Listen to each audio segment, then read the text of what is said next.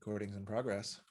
It should only be me who shows up because I've been pinned, but do what you need to do with your cameras obscuras. Okay, so our plan today, I'm going to give you a brief pep talk entitled Why Our Communication Sucks in Capitals. You'll find out why that was in all caps. Well, mostly because that's a tactic when you email someone of making your communication suck, is to put things in all caps. But also there's another reason you shall learn. So we're going to have a little pep talk, why your communication sucks, what to do about it. Then we'll have some Q&A. Yes. Oh, Q&A, everything you always wanted to know, but are no longer afraid to ask, because I can't do Q&A if you're still afraid to ask. And then at the end, I'll just give, this is also, this live open to the public talk is doubling as the orientation for those who are already registered in the big long course. So we'll do a little orientation at the end. Some of that is in the course material itself, but just to make sure you get it live and verbal, and so you can ask questions and all of that good nonsense. Ready? Let's get up to it. So, pep talk portion, why our communication sucks in all caps and what to do about it. So this first part is a brief history of how it started sucking, a brief history of how communication started sucking. Also, and like I said, I didn't get a chance to make you usually I try to make a Google Doc for people for these classes, so it's easier for the visual learners, but if you need notes, take some notes. It'll be deep.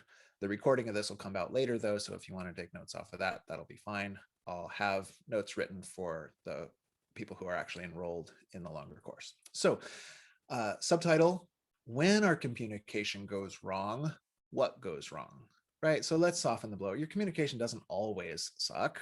Come on, it doesn't always suck. But what we want to know is when it goes wrong, what goes wrong? Wouldn't that be nice to know? Give me a little rapport check. Yeah, it would be nice to know, because then obviously if you know why it went wrong, you can stop. Does it hurt when you do that? Stop doing that. You could just stop doing those things that help it to go so wrong. So when communication goes wrong, what goes wrong? A great book that really influenced my thinking on this maybe 10 years ago or something like that is called Crucial Conversations. Crucial Conversations. So if you're looking for extracurricular study materials, that's one to get. It's not very long. And in that book, they mention that when we need to be bringing our best selves to the conversational table, right? You know, these kind of, like, you're about to ask for a raise, or your partner's been doing this thing, and you finally got it together. You're like, you're gonna ask them for change. And what they stated in this book, which I was like, oh, you nailed it, is that those are places where we really ought to be bringing our best selves to the conversational table. But because the conversations are crucial, we tend not to bring our best selves to the table, because we're kind of triggered. Our nervous systems go a little haywire. And instead of being in this creative, connected prefrontal cortex, wow, I'm so human right now, we go back to like grandpa ape level down in that limbic system. And the limbic system's amygdala stuff, it has fewer resources, right? It can only kind of think in these very clunky primate terms. It gets caught up in a rhetorical fallacy called my side bias quite a lot, right? It's not able to take other people's perspectives and consider that they might be equally valuable. It's just that part of the brain doesn't do that so well. It gets caught up in zero-sum fallacy, another of these rhetorical fallacies, which says there's going to be a winner and a loser in this. There's no way that all of us could get our needs met. And so we like fight, we put that together with the my side bias, and we fight for our my needs. And that's often, according to these authors, what we bring to the table when the stakes are high. We bring our least conversational, our least compassion, even though we want to, because the stakes are high. It triggers us into a state where we don't have all the resources we want online. So That's what we're talking about. We're not talking about, when you're out for margaritas and your friend agrees with most of the things that you say and you've agreed to disagree and not even talk about that and everything should, no, that's not when our communication sucks. Okay, sometimes 3 margaritas in, you forget the agreements and you bring up that one topic. And then you got to know this stuff. You got to know this stuff. So the reason why SUCKS was in all caps, ALLCAPS, was that I've made this a little, what's that called? Not an anagram, not an analogy, not an analog, acronym. Thank you. I don't know if I brought my best communication self to the table today. An acronym. Okay, so why it sucks. The S, let me get to chat with everyone here. The S is for stories. The S is for stories. Okay, now, I don't know about you, but I love a good story. I just love a good story. Gandalf, remember that guy? That was a good story. All those Gandalf ones, loved them. Aang, the Last Airbender, good story. Man, the Zuko redemption arc, man, just nailed it. Those aren't the stories we're talking about here. We're talking about the stories that happen in our communication instead of rapport. Instead of rapport. So rapport is, have you ever experienced rapport? This is where you like see eye to eye, or that you're vibing together, right? Do you have a buddy who you're often in rapport with? Or maybe if I do my job right, I hope at some points in this very class, you'll go like, man, I get you. Yeah. And then we will be in rapport, right? As an instructor of any kind of class, you want to create those moments of rapport as often as possible, right? So rapport as well. I really love Brene Brown's research. I just think Brene Brown is wicked cool. And I believe that what I'm calling rapport is also what she calls belonging, right? Because when you're in this state of rapport together, don't you feel that you are together? Like you've made a commonality between us. Okay, so the type of stories, the S in sucks, in why our communication sucks sometimes, is that instead of rapport, we focus on our stories. Now, in nonviolent communication, which is a discipline that I really love and I've studied, the first step in nonviolent communication is to make an observation without a value judgment, right? So instead of, you were a real B word last night, you say, you really closed the door a lot harder than usual last night, right? You've made an observation. B word is a value judgment. Close the door harder than usual, an observation. But what makes it rapport is if your partner agrees, yeah, I did, right? Then that's an observation upon which you can gain rapport, right? The thing is, you might say, oh, you were a real B word last night. And in their mind, they'll go like, actually, I was totally justified last night. I was acting appropriately. But both of you can agree that the door slammed more loudly than usual. Not even more loudly than appropriate. Why? That's a value judgment. What level of door closing is allowed and not to be shamed, right? That's a value judgment. But more than usual, oh, yep, I did close that door more than usual and you had it coming. All right, well, then once you get there, we're on the same page. That's rapport, right? That door did slam, buddy. Yeah. So the stories, though, are, well, there's one we already had. You were a butthead last night. You were a big old butthead last night. That's my assessment of the situation, right? And we can tell because their assessment might be different. Now, have you ever tried this? Some of you have been in intimate relationships in your life. Have you ever tried convincing the other person that they are a butthead, right? Some people are really good sports and they're ready to go there, but a lot of time you're not going to get a lot of rapport traction on that.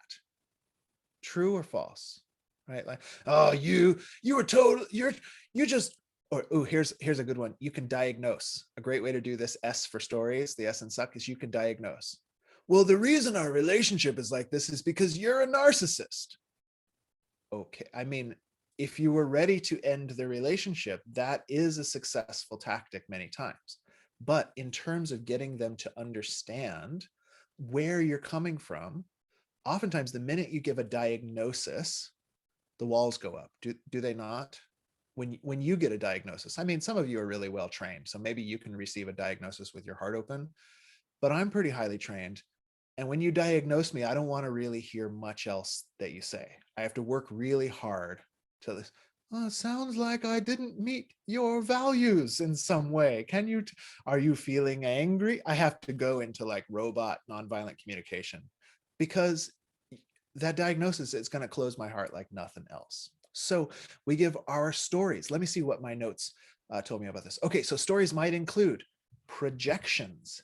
So that is that a psychological diagnosis? I don't know, but I got something in here and I project it out there. Like, have you ever closed the door more loudly than usual and then had to deal with someone else in the house coming at you like, okay, I know you were mad last night and blah, blah, blah, blah, blah. But actually, like, you just had groceries in your hands and you had to use your foot, right? And then there's this whole emotional, they've been in an emotional drama for the last 12 hours and now they're bringing it to you and it's totally made up. They didn't check in, right? I know. So if they just went to, oh, wow, that door was really loud last night, what was going on? That might be totally different than, oh my gosh, what are you so mad about? So stories can be projections. Does that one make sense? Give me a little rapport check. It helps me with this online teaching. Okay, because I can't sense your vibes as well through the internet sphere. So I need them thumbs up and head nods. I appreciate you. Okay, projections. Assumptions. Assumptions. So one of the big ones is like assumptions that the other person knows what the heck you're talking about. This is a big one. Or the assumption that a person is using the words the same way you're using those words. Assumptions that the person has the same value judgments that you have.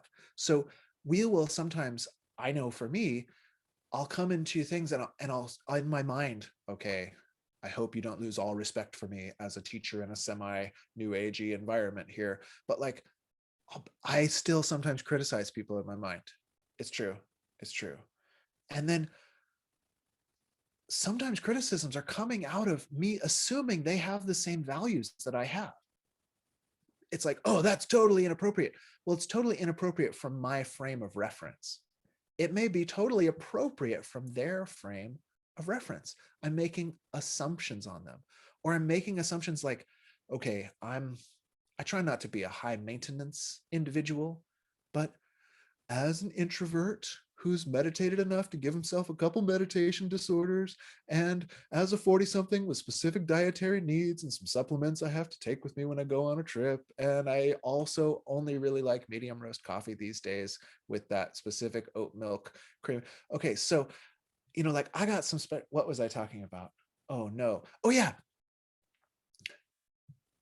Sometimes I'll assume that people know what I need. And so I can work up these whole like, oh, how could they? And it's like, they didn't know I didn't get my medium roast with oat milk this morning and had to subsist on Tulsi chai. They didn't know. If they knew, they would have treated me differently. But my assumptions get in the way of actual connection. Okay, I will talk all day if I don't check myself. So let me look on these notes and see what else I'm supposed to tell you. Oh, opinions. Come on, give us your unpopular opinion.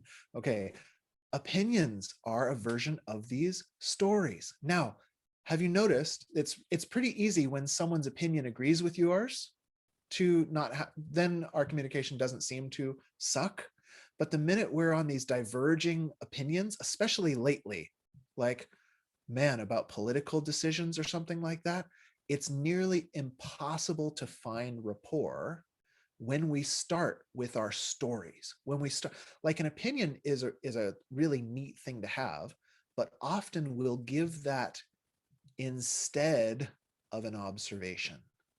We'll give that instead of an observation. So I'll say something online and then they'll say, well, yeah, of course, but you liberals are all driving us to hell in a handbasket. Well, thank you for your opinion. And then, as usual, if I can go get myself into robot nonviolent communication, then I can translate. Wow, it sounds like you're really feeling concerned because you believe that the lack of a moral backbone that we all agree upon in our nation is causing a sense of dissolution and disharmony. Am I hearing you correctly? Well, yeah, that's what I think I just said. Oh, okay. But how often are we able to do that? It's really hard when we voice opinion. It's not that opinions are a problem, but when we voice opinion as fact, when we forget what I learned, I think in third grade or something. This is a fact. This is opinion. Try to write a newspaper article, kids. Right? When we forget and we present our opinions as facts, we cut off the ability to create rapport. Okay, a couple more and then we're done. Okay, this one is pretty amazing. When we offer our intuitions as facts, when we offer our intuitions as facts, and this can be very problematic amongst the educated in the communication world, because like in classical nonviolent communication, for example, one of the steps in the big 4 steps is share your feelings. Has anybody heard this in a class from me or something? Right? You make an observation without evaluation, then you share your feelings.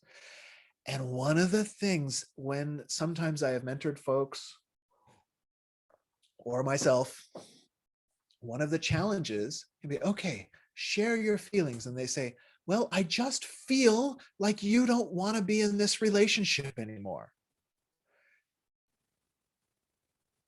If we shared that as, I'm imagining that you don't want to be in this relationship anymore, wow, how much space does that give for the other person? But we share it as a feeling. And then when the person goes like, well, that's not true, it's really hard if you're trained in this NVC model, because they can come back and go like, hey, that's my feeling. All feelings are valid. Don't correct me on what I'm feeling. But when your feeling is about someone else, sometimes those need correction. So what I want to suggest, just in case you're wondering about, like, well, how do I share when I'm intuiting something? How do I share that in relationship without going to this place of presenting stories as facts? You can try a couple of sentence stems, such as, I imagine. I imagine. So for example, wow, I'm really imagining that you don't want to go out to this party tonight. How's my intuition there?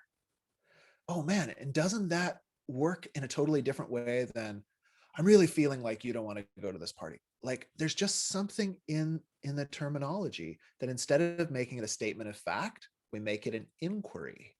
We make it an inquiry. Another great one is, I'm afraid that, because often when we throw our imaginations as projections, we're doing so because of fear, right?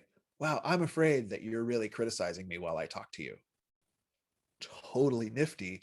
Works a lot better than, stop criticizing me while I'm talking to you, or my highly trained intuition from all that meditation is telling me that you're just criticizing me the whole time and not listening to anything I say. Well, they might be. But again, your diagnosis tends to make a wall rather than a bridge. So what we want to do is we want to open up the space so that we can connect and communicate and actually share our different perspectives. What we do when our communication sucks, when we're in a crucial conversation, we get triggered into that low limbic system, is we tend to lose some of the capacity to adopt other perspectives. And we get locked into this view that what I'm thinking, feeling, imagining is the perspective.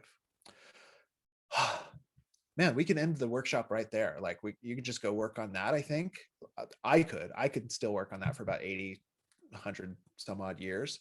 Totally cool. But there's more letters in sucks. And so we must go on. Are you ready? Did we get it? The S is for stories. Feeling good? Okay, cool. The U, I'm not sure this is a word, but it was on Wiktionary, even though it wasn't on like Oxford English Dictionary, is unempathic. or unempathetic. So the U is going to be for unempathetic. Unempathetic. Okay, what am I supposed to say here? All right. So unempathetic starts with shoulding, And this comes out of the stories, that thing of, can you make an observation without a value judgment? Right? Oh, the door seemed to close quite loudly, and I'm afraid that you were mad all night. Want to talk to me about it? Right? Instead of that, we go like, wow, you were a butthead last night, and you've been festering until now. I diagnose you as a narcissist, or whatever it is. Like, you know, we want to go for the one that has a little less of the value judgment. And often these value judgments have what I call shoulding in them. Shoulding. So sometimes this is where we submit our opinions as facts. Usually there's a should in there. When that internet person says, you liberals are driving us all to hell with your such and such a ways, there's a lot of real assumptions in there about what values are being expressed by my imagined decisions, right? So from shoulding is the gate to under empathizing. I'm working on the U here, but we've got unempathetic to start with. And what I want to present to you is the unempathetic view is that some emotional experiences are acceptable or right, and some emotional experiences are unacceptable or wrong. Some emotional experiences are acceptable or right. Some emotional experiences are unacceptable or wrong.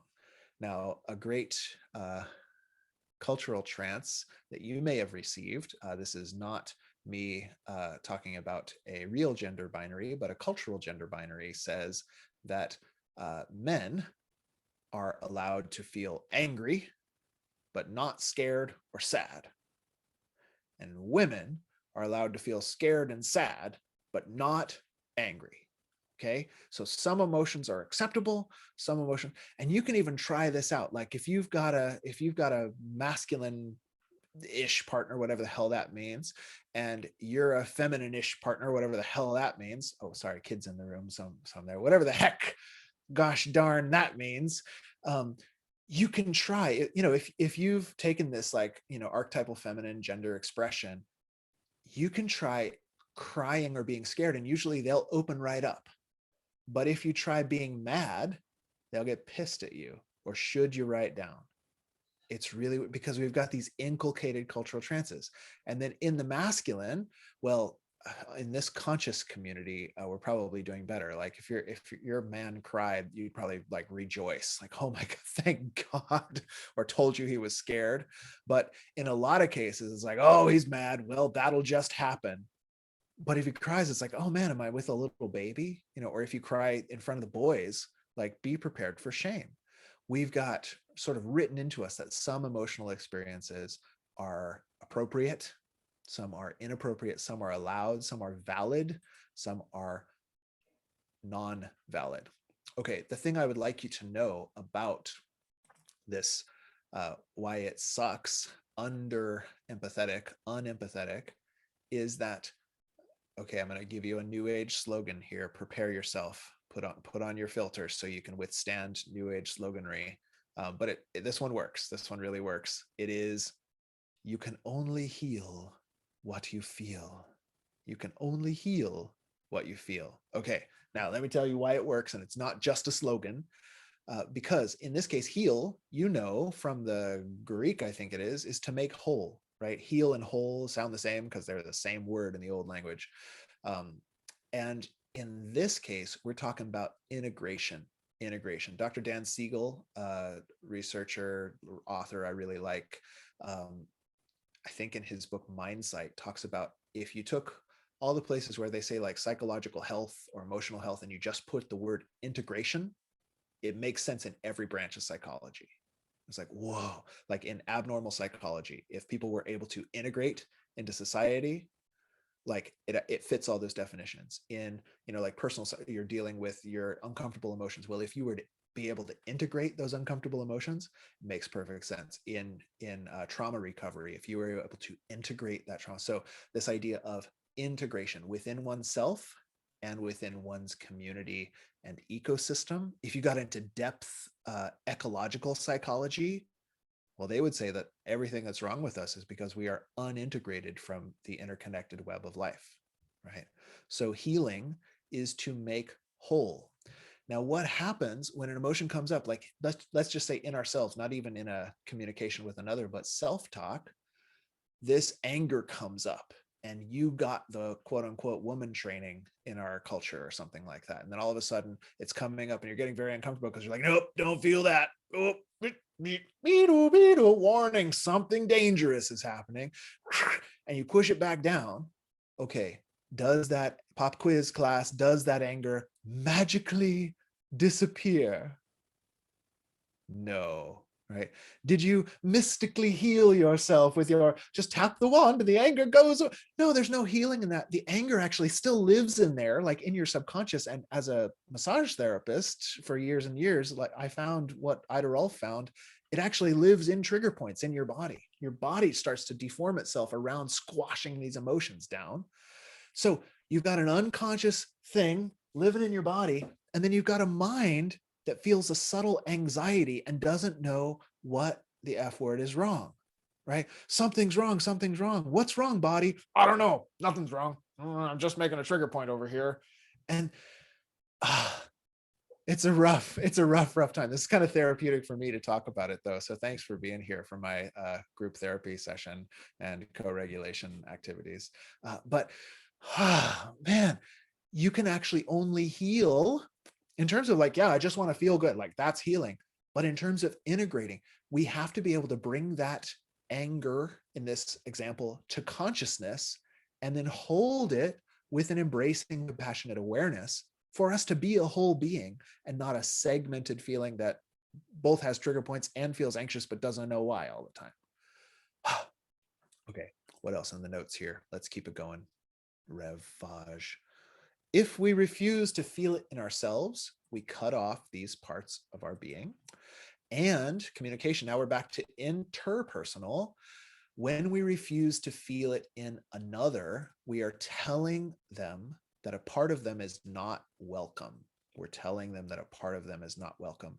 And so we may either be telling them that explicitly, verbally, or have you noticed how much subliminal communication is going on in us humans through posture and even probably some olfactory stuff and maybe some energetic vibe thing? Like you can tell when you are being welcomed into a space and when you are being shunned in a space. Can you not? Like dogs can tell. You're, well, maybe you're not as smart as a dog in some ways, but you're as smart as a dog in that way. We can tell. We try to ignore that because it's so uncomfortable.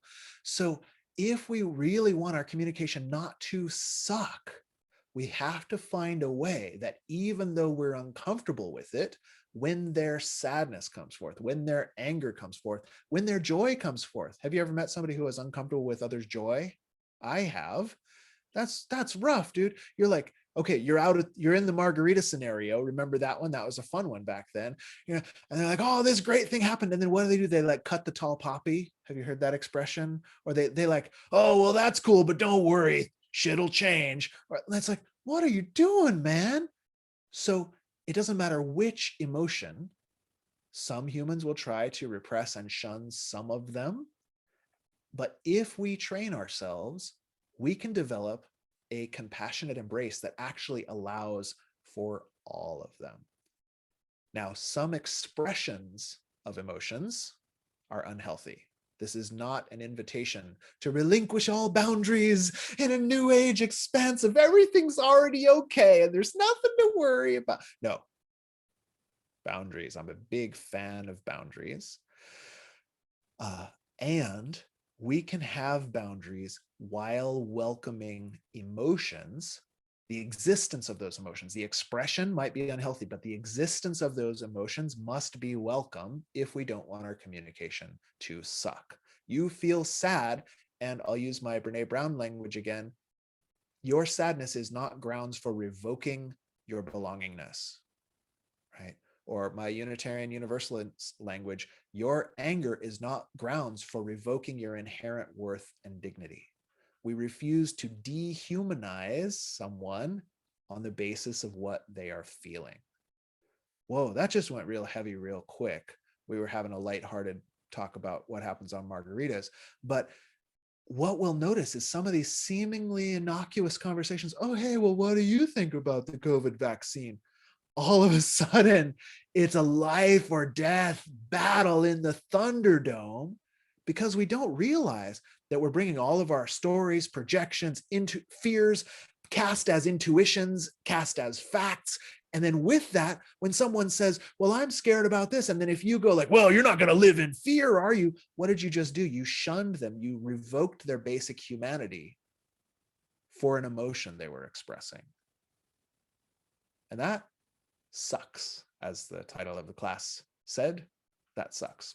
Okay, what do we do when we're uncomfortable? So then let's reel it back in, Faj. You're supposed to make the crescendo like in the middle of the class. I'm here like only like a couple thirds of the way in. Yeah, I still got 20 minutes till peak yoga pose time. What do we do in a kind of a regular conversation when we are uncomfortable with an emotion that's coming up in ourselves or in another? Well, we might do one-upsmanship.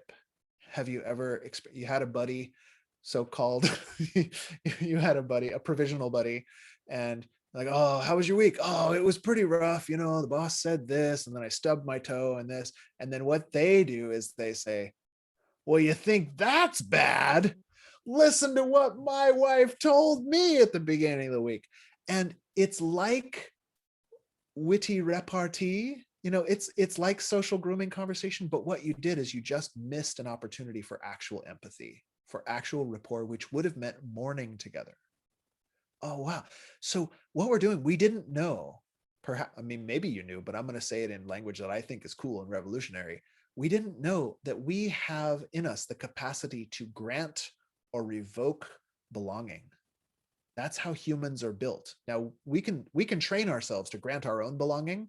That's cool. Then it's irrevocable, like it always has been. But the way humans are built, we're looking to the other primates of our tribe to grant or revoke our belonging. When we're just going along these standard cultural trance ways of communication in ourselves or in another, okay, what's one that a good Buddhist yogi might do? Oh, it's the end of the week. God, I feel exhausted. I had this sleep deprivation. I had this stuff. And then in yourself, you can go like, well, yeah, but just think about what's happening in India with COVID right now. Shut up, you baby. Have you known anyone? You don't have to self-identify. Have you known anyone who talks to themselves like this? Right? Oh, there's a lot worse that could happen to you. So like, just cool it, Jack. I don't know who that voice is talking through my mouth. Just cool it there, Jack. But we'll do this one-upsmanship thing to ourselves as well as to another. Okay, another one. Well, suck it up, Buttercup. That's right. That's on bumper stickers and stuff. And if that makes you as uncomfortable as it makes me, recognize like perhaps the reason is that what those phrases do is they almost explicitly put your belonging at stake. It's, if you feel this thing, I revoke your dignity. And this is just like, if you wanted to ruin human relating, that's step one. Oh, and the second half of the class is all the good news part. So we just have to get through the bad news part. I hope you don't mind. I tried to do this way of like speaking to the negativity bias, and then, but let me know if it gets too much of a bummer, and I'll like make up a song or something like that. So we do one-upsmanship. We'll do fix it. In nonviolent communication. They call this the fix it jackal. So their mascots are compassionate communication is the giraffe, and then normal violent communication is the jackal. And then there's a sneaky jackal, which is like, oh man, I'm feeling this. Okay, some of you know me. I've been this guy at periods of my life. It's one of the perils of being a teacher, and you can get stuck with your minister filters on, and then somebody's like, oh, I went through this. And you're like, well, I know 5 techniques. Are you ready? But when you come home and you've had a hard day and you just want your partner to give you a hug, and they go, oh, really? Tell me what was wrong. And you start to tell them, they're like, oh, well, that's a simple fix. This, and this. No, No, really, here, just watch this webinar I watched this week. It'll fix every. It's not empathy. We think it's empathy, but it's not empathy. Oh yeah, Sharon, you should have brought your puppets. I got to get some of them puppets. Okay, we fix it. Sometimes we'll shame. That's the suck it up buttercup, right? We'll shame people for their emotions. And we will just disregard and disassociate. We'll just, this is one of the, everybody's getting aware of spiritual bypassing right now, but this is one of the ways you do that. Oh yeah, but everything's empty. Or, well, let's do Tonglen for yourself and effectively just disassociate from anything that you were feeling that makes me really uncomfortable. So the letter U is unempathic or under empathetic or something. We'll find a word that I agree on eventually. You ready? Are we ready for another letter? Let's get through the bad news, you guys. So we got to learn some good news. Gosh darn. I just recorded a letter. I just recorded a letter to you all in cursive vocality that I just recorded a lesson that was on like asking for what you do want and not criticizing what you don't. But we got to figure out, the thing was, why does it suck? And there's something therapeutic in that. Like, oh yeah, I did do that. No wonder I got the results that I got. Ew. So let's cringe together. And in our common cringing, we're supporting the well of common humanity, which nourishes our hearts. Yes. Okay, the C is for consumerist. The C is for consumerist. Okay, if you listen to me at all, you'll hear me get on about our cultural trance as a problematic consumerist cultural trance. And basically it starts with the negativity bias, right? Which is the part of you that walks into the room and goes like, okay, what is wrong? As its first thing that it does.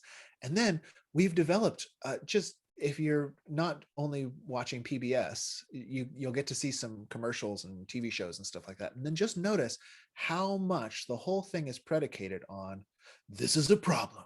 And here's a place that you should be afraid. You could be afraid of this, but actually be afraid of this. You don't want this to go wrong, do you? So buy our product and girls will like you. Yay! And we've paired together, because it's really a miracle. If you make yourself feel bad, the dopamine response from consuming something feels relatively that much better. It's actually kind of weird. There's this, it's a dopamine serotonin thing.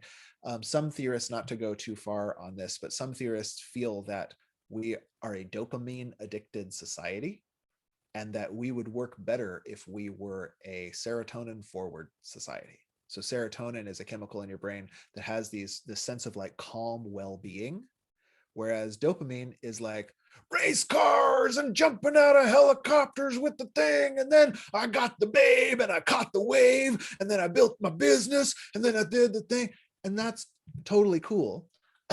Excuse me, don't do that Macho Man Randy Savage voice too much, or your communication will suck just physically. So dopamine is cool. It's a part of our brain. But if we become a dopamine addicted society, we actually create what you may see around you, that if we're not constantly scoring the babes, if we're not constantly succeeding to the next level in our business, like, we humans are built a little bit to be hunters and farmers and stuff like that. And this is a very serotonergic way of being. Like, you hang out with the community, things are kind of the same. The corn comes up, the bison come through, you fetch water, you look at the stars. While looking at the stars, you have a mildly psychedelic experience from not thinking about anything for a moment, just being biological with the electromagnetic frequencies of the earth. Like, that's pretty epic. And you've been sold a bill of, oh, I didn't know this was going to be a rant. Okay, I'm going to wrap it up. You've been sold a bill of goods, brothers and sisters and people who don't identify with those binary terms. You've been sold a bill of goods that says that happiness comes from dopamine, achievement, shock and awe tactics. Okay, what was I supposed to be talking about? Oh yeah, consumerist. So the basic way that this is put is that, so there's that dopamine serotonin thing. That's pretty fun. But what I really want to talk to you about is that I believe, based on some research, by the way, you can check out the Greater Good Center from UC Berkeley for some research that contributes to this. I'm going to write a little handbook eventually on this. I have come to believe that our human heart, whether you believe this kind of metaphysically or more just like neurophysiologically, our human heart is meant to be a generator of values, meant to be a generator of values. So for example, the best thrills in life are when you can make life wonderful for both yourself and another. Isn't that true? I mean, like once you're not a little kid, Christmas stops being as fun unless you have little kids in your life, and then you do Christmas for them, right? Because it's like you've figured out that you get the presents and then they're cool for a minute until the dopamine wears off. And they're like, oh, well, I hope this is useful. Because like novelty gifts, like it's cool that someone cared for you, but the receiving actually is less fulfilling than the giving. When we give from the heart, all of this stuff lights up. And the research shows, just to dip my toes in it, like generating compassion for another leads to pain relief. They did some terrible stuff to college students by like zapping them with an electric shock.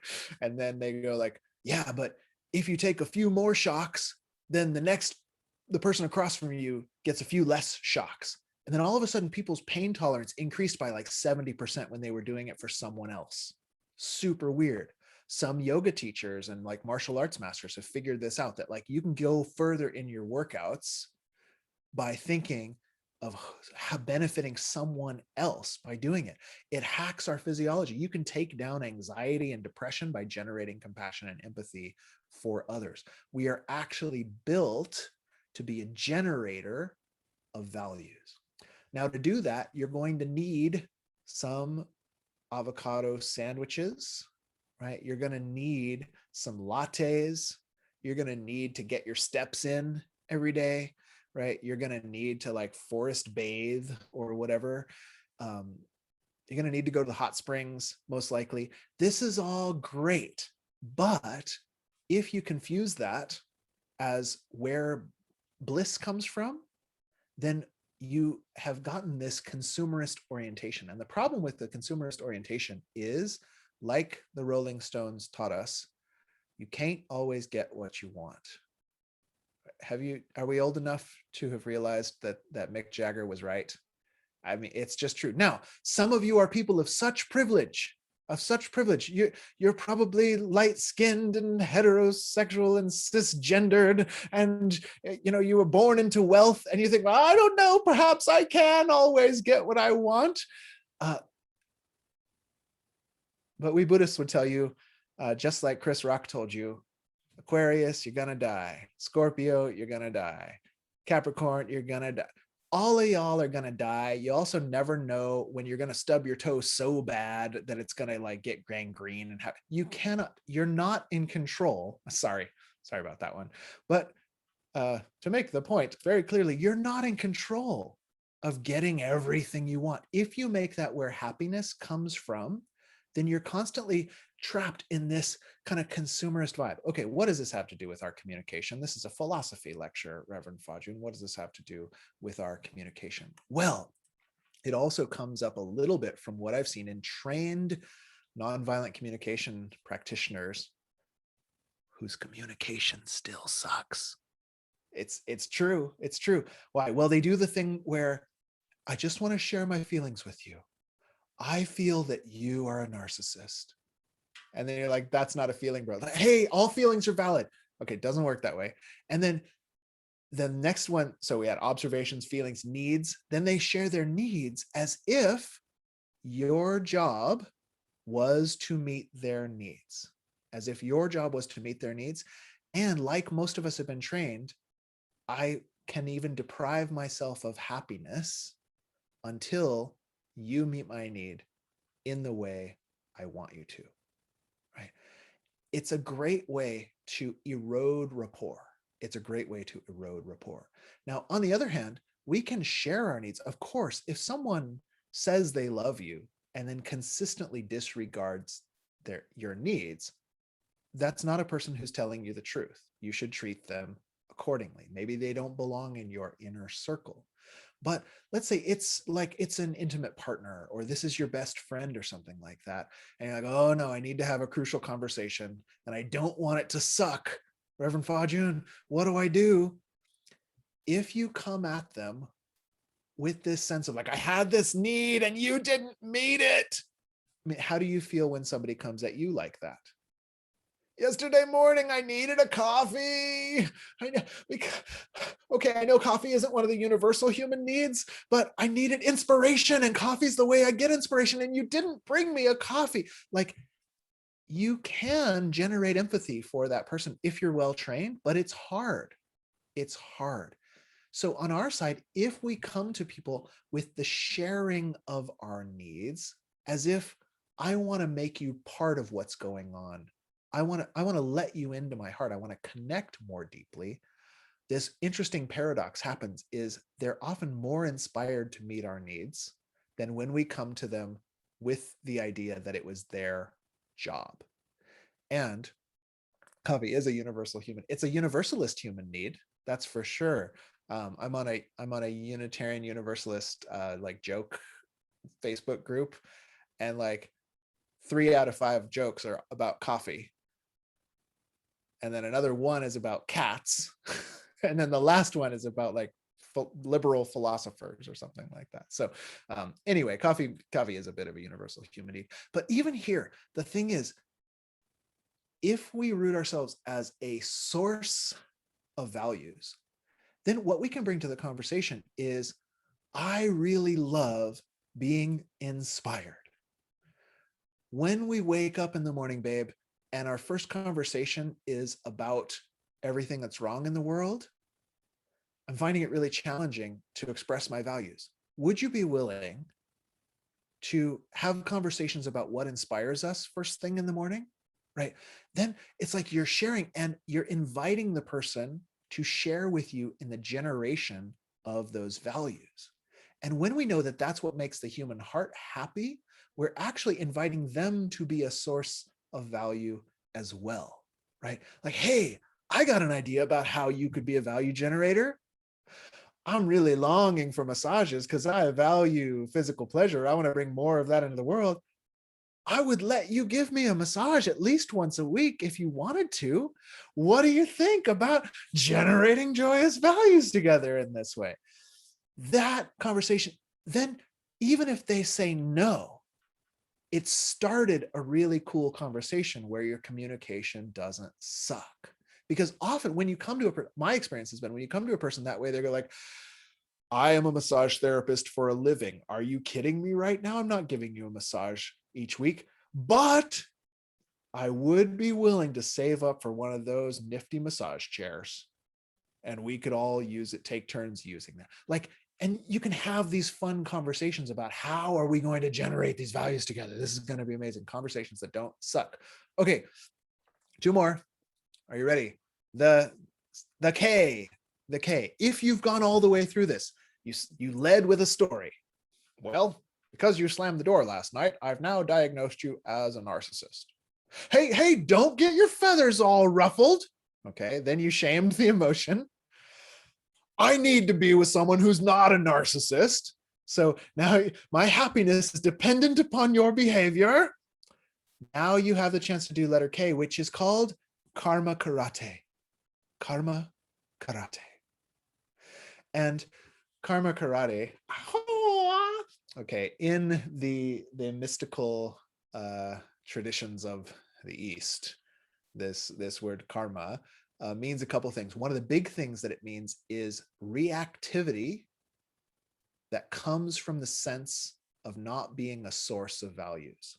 The reactivity that comes from the sense of not being a source of values. So this is a little deeper than I wanted to go, but I put it in my notes. And so apparently I did want to go here, but I'm just embarrassed about it. When we have the sense that like, if others meet my needs, then I'm happy. And if others don't meet my needs, then I'm not happy. Then we're trapped in this realm where external circumstances are the primary determinant of our state. External circumstances are the primary determinant of our state.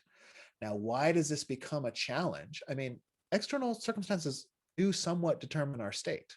I am currently drinking a mind-altering substance called masala chai. And it's determining to a degree how much inspiration I'm bringing to this class because I like it, and also because there's chemicals in there that are messing with my little synapses. Cue for having a little more. But if that's the primary determinant of my state, I can even get to this place where I start to argue for behaving in really terrible ways because I had no control. External circumstances didn't meet my needs. I couldn't be inspired today. The reason why I was just kind of shouty and mean during that class is because we ran out of chai. And so it was impossible for me to be inspired. And rather than living from my, is this an elaborate chai commercial? Yes, absolutely. Rather than living from my values, like why am I offering this class? Well, I want us all to have like epic relationships where our hearts are blossoming, opening, and we're thriving like thriving has never thrived before. And so whether or not I have a chai, like I'm gonna bring the inspiration. I'll do some Wim Hof breathing if I have to, okay? Because I'm the source of that value. I'm the source of that value. If we don't know that, we get into karma karate, which is circumstances are determining my state. And so instead of choosing, I react. Instead of choosing, I react. I didn't get a hug this morning, and that's why blah, blah, blah, blah, blah, blah, blah. Well, no, actually, why you did blah, blah, blah, blah is you. That's why. But we can blame it on everyone else as a form of karate, which in this case, okay, now karate is really cool, actually. But in this case, I'm thinking of it as the art of either self-defense or going out and hitting people. It's either so, and these are the choices. When you think your state is determined by external circumstances, then are you going to fight, flight, freeze, or fawn? Those are your 4 effed up choices. The 4 effed choices: fight, flight, freeze, or fawn. If external circumstances are determining your faint, true, and then in those 4 F's, which maybe we should add a 5th because the Taoists would like it better, but the faint is in the freeze. It's like it's an extreme vagal something or other. So when reality, external circumstances are the prime determinant of my behavior, then all I can do is react. That's the sympathetic nervous system, which is this thing of like, okay, how am I going to get safe? How am I going to get what I want? And this is karma as reactivity. Rather than making a choice, what value do I want to express? We react as if circumstances were the primary determinant of my behavior. And then you get the other aspect of karma, which is unwanted consequences, right? Karma also usually means unwanted consequences of our behavior. This leads us, let's see, was there anything more to say about that? No, that was it. That was it. This leads us, if you don't recognize what's happening and throw a monkey wrench in the works there somewhere, you will come back to the last S in sucks, which is samsara. I'm sorry for all the Sanskrit terms, but I'm pretty sure these are in English dictionaries now, karma and samsara, which is when you don't recognize, according to the ancient teachings, when you don't recognize that you're doing karma karate, right? You are assuming that you're not a source of value. You're not a source, like you couldn't just be in peace and joy and then choose to radiate that, right? My choices are determined solely by what happens to me. Then you get the unintended consequences. And if you don't recognize those consequences as the result of your own actions, you're likely to spin the wheel and react again. Oh, how did this happen? Oh, this always, and then you'll start tossing out your stories. You'll feel bad about it. And you'll shame yourself about feeling bad about it. You'll start bringing in your fix-it jackal. You'll bring all of this stuff in, and the wheel goes round and round and round. And then we wonder, like, gosh, why do people suck so much? Why is it so hard to talk to people? So this was my all caps SUCKS it sucks when we come to a crucial conversation. We want our best self online, but it goes wrong. You can almost always, you could go back and remember any of these circumstances and go, oh yeah, I led with a story, or I made some emotions valid and others invalid, and I tried to shame or one-upsmanship or fix it. Let's see, SUC. I went consumerist. I made the other person the determinant of my happiness or my values or my compassion. Oh, I can't feel compassion unless you. No, you got to start with your basic dignity. Invoke theirs. Now we can work. You went to karma karate. We began to manipulate instead of making choices. We reacted and we found ourselves again in samsara, the cyclic suffering. Okay, that was the bad news. What do you think? Did you like my acronym? Was it as therapeutic for you as it was for me? Did you run off and get yourself a dirty chai in the middle of the class? Okay, excellent. Myra did, I think, go get a dirty chai. Oh, Jane, that was with the thumbs up. Excellent. Oh, hey, Aaron. All right. We are the chai of common humanity. All right. Then let me do the second part, the what to do about it, and then we'll open it up for Q&A. So that was the bad news. Let's do some good news. Come on, we need a little good news these days.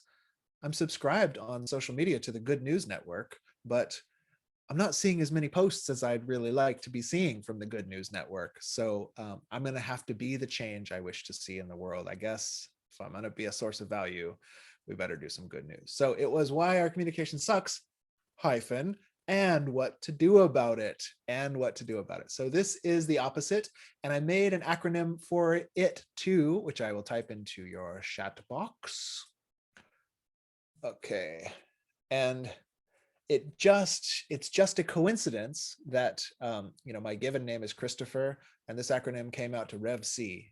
So this is the Rev C protocol, but I don't claim that I'm excellent at it or that I own it in any way. It just came out to Rev C, and I thought it was a decent acronym. So let's give it a try, shall we? Okay, what to do about it? If you want communication that doesn't suck, communication that is epic communication, we start with the letter R, rapport. So step one in the Rev C protocol is rapport is primary. Rapport is primary. So the slogan I give in the Empathy Dojo course, the slogan is empathy first. Empathy first. But here in the Rev C protocol, we say rapport is primary. And I really want to give us this sense of rapport as belonging, or rapport as common humanity, or rapport as your power to grant inherent worth and dignity. I mean, you're not actually granting it, but you do have the power to like grant it from you, right? So we want to start with this because anything other than that is like shame, disconnection. We're trying to meet from our walls rather than trying to meet from our doorways and our windows. We want to emphasize at the very outset, how do we meet from our sameness, our common humanity? How can we meet from where the bridges are? And once we've established innate belonging, innate dignity, irrevocable worth, once we've established that, then let's explore our differences. Then let's explore our needs. But we're going to do it all from this, if you want to get neurological, from this parasympathetic activation, from the tend and befriend part of our brain, the rest and digest part of our brain, right? We want to actually activate that in ourselves and in another. And can you just imagine you've had a crucial conversation probably this last month at some point, did you? Let me see who had one of those crucial conversations, one of the suck ones, right? Okay, imagine that same conversation if somehow you were granted the capacity, you and your conversation partner were granted the capacity to stay primarily parasympathetic. Like you could just maintain a relaxation response and still talk about the same content. How might things have gone different, right? Now, don't take this as like, so sure, strive to never get triggered. No, that's emotional repression. Like and it's unrealistic. But if we do strive to create belonging for self and other, create worth for self and other, the whole template is totally different. So number one is rapport. In this, in the course, we'll do more detail, but this is where, like in the nonviolent communication model, making observations without evaluations comes in. What is an observation going to be in this case? Well, in this case, it's going to be actually finding something that both of you can agree on, finding a baseline that both of you can agree on, right? If you're having one of these political debates, like you can't, you're okay. I show my Tibetan Buddhist bias, but like you're not even having a debate unless you've agreed on the terms and the sources of information by which you will evaluate those terms. Have you seen that in any political debate, like in the last 7 years? I haven't, except the ones I've been in. Thank you very much. But you've got to go like, because people, they just come in and like, this isn't true because of this, and the New York Times said that, burn. And then the other person's like, I don't believe a single thing the New York Times says. And instead of going, what's a source we could both agree on? You go, well, I guess you're just a troglodyte then, don't you? Let's try to argue about it anyway. And like, you've shot yourself in the foot from the very beginning, but it's easy to do. It's super easy to do. So part of rapport is we could start to find, where is the common ground? Where is the common ground? And the common ground may be, well, it looks like there's nowhere you can agree, but I have agreed that from over here, I don't have to listen to that. Like that may be as common as you can get. But a lot of the time there's much more common ground than that, such as when I speak to people with vastly divergent political views than myself, we almost always want safety with the same for ourselves and others with the same degree of vehemence. Right? We almost always, we're like, man, I want everyone to be safe. And then my strategies are like, well, then we should probably, have a little more stringent checks for, how easily it is to get a weapon, much like 70 or 80% of the population of the country also wants, regardless of political affiliation. Like that would be fine. And they're like, actually, no, because tyranny, and then we're not safe. But we both want safety. Right? If we could start there, we could gain some rapport from which to speak about our divergent strategies. With your partner, maybe they love a messy, messy kitchen. It's not even that they don't clean. They're just like, no, dude, I need barbecue sauce on the microwave door. Like, that's just how I live. That's how I live, baby. You can't restrain me. You can't, man. Maybe that's just how they are, and maybe that's not how you are, but you could both come down to the fact that you both want the relationship to thrive. And if you don't want that, well then, get the heck out of that relationship.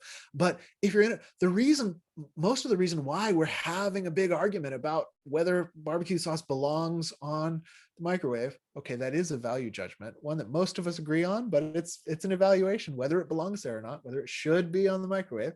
The reason you're having this argument is because you both want the relationship to thrive. So start there. That's the R in the Rev C protocol. Rapport is primary. Rapport is primary. Letter E, emotions, all are valid. Emotions, all are valid. So I changed this from nonviolent communication because I was using their model, which was observations and feelings.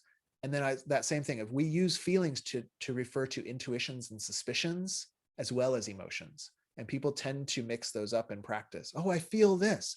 So nowadays I'm trying out emotions. What is the emotion? If it starts with, I feel that you, it's not an emotion, right? Emotions are sad, glad, mad, scared, confused, and all the other little valences in there. But it's me. I feel scared. I feel sad. When you put that barbecue sauce all over the microwave again, I felt confused. I felt very confused by this. I know you tried this time. I'm into the Tibetan stuff, and you wrote the character from Tibet in the barbecue sauce, but I don't know what this is about, buddy. Oh boy, that's a fun example for me. So emotions all are valid. And if we come to the conversation remembering that if we share what we're really feeling, if we share what we're really feeling, and we've already started in that rapport, we can start to create a exchange where emotions are valid. And even if somebody tries to one-upsman you, you can start to go, if you know your emotions are valid, you can go like, yeah, wait a minute though, because we were talking about me. And I would like you, while we wait for this next margarita, to tell me you understand what was going on for me, right?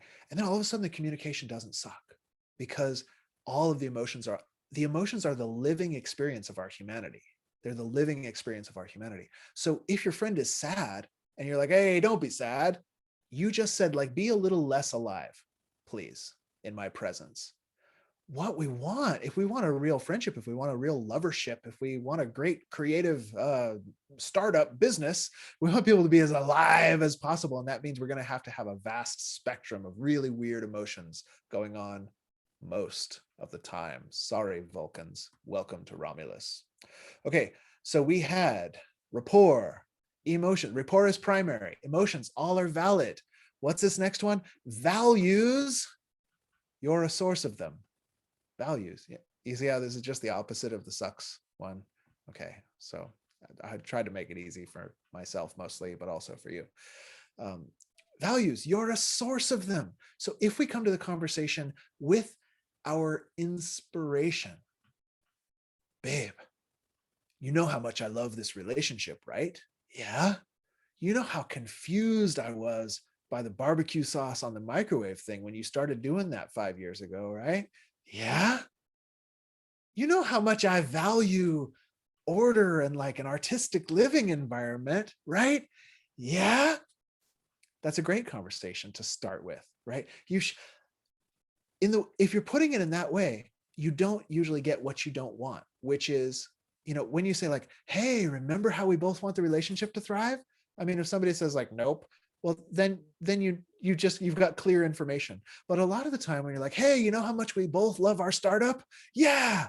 Well, remember how I was feeling really excited about this the other day? Yeah, you don't get these weird reactions when you're using the Rev C protocol. Okay, sorry, I can't but laugh when I say it with my little name on there.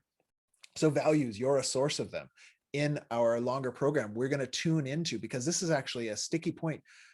When I use classical NVC, after you state your needs, their values is needs, but also they started using values, then you're supposed to make a request, right? And this is a big sticky point, because at least half the population, the ones who got the woman training, were told you're not allowed to want anything. And so, and then what that does is it creates this horrible thing, because we do want things, but we like subvert it. So we're like mad at the other person for not doing what we want, even though we were never allowed to tell them what we want, but somebody knows what, and so the training here is, if we get really in touch with what our values are, the values we want to be generating in our life, that means we want them coming for us. We also want them for other people, right? We just more generosity, more inspiration, more cleanliness, more artistic living spaces, Saul's barbecue Saul's. The more we're into that, we can actually start to make positive change in our environment, because we actually know what we want. We know what we want to be a source of. We can get really clear on that. So values, you're a source of them. And then instead of karma karate, it's choose responsibly. Choose responsibly. This is one that my alchemy teacher is very big on. That, like the first step in the process of learning alchemy is, can you choose?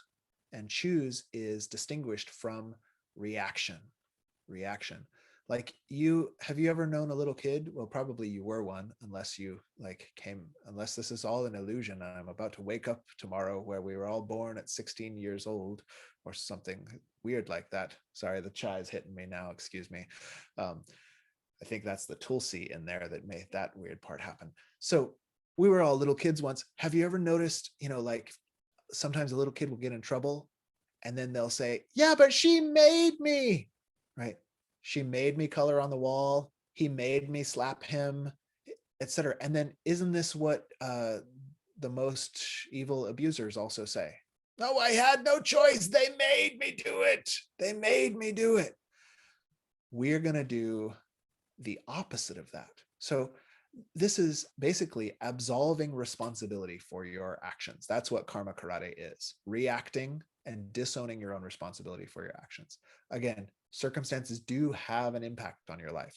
I believe the source of values I want to be is where we create communities where people have the circumstances to express their deepest values as often as possible, right? So it's not say, oh, you're responsible for everything. No, but you are responsible for a lot of your choices.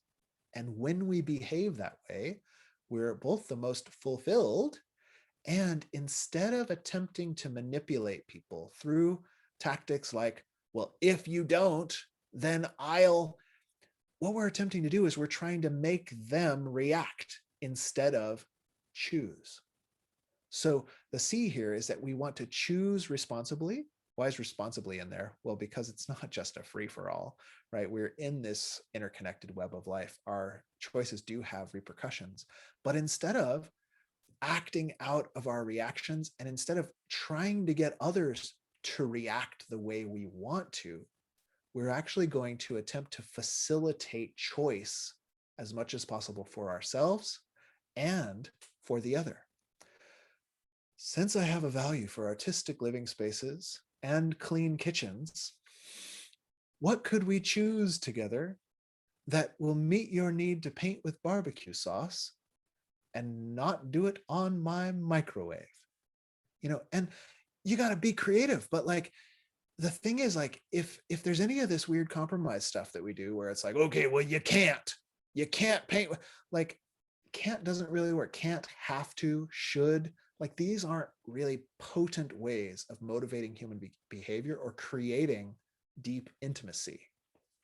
Have you ever had an experience where, like, you're in a relationship and it's like, oh, this is such a deep intimacy because they're always telling me what I have to do and what I should do and what I can't do? And that's just so intimate. Wow. No, of course not. But sometimes we do this subtly, right? We slip in all these little shoulds. We slip in those assumptions. Well, this is just how relationship works. This is what a kitchen is supposed to be like. So you have to stop doing that. You might even, people use this on their kids, and you might get the behavior you want, but you will have gotten it for a reason that erodes intimacy. People will have shut down their generation of values, their capacity to choose responsibly, and they'll react based on the consequences that you're offering them, right?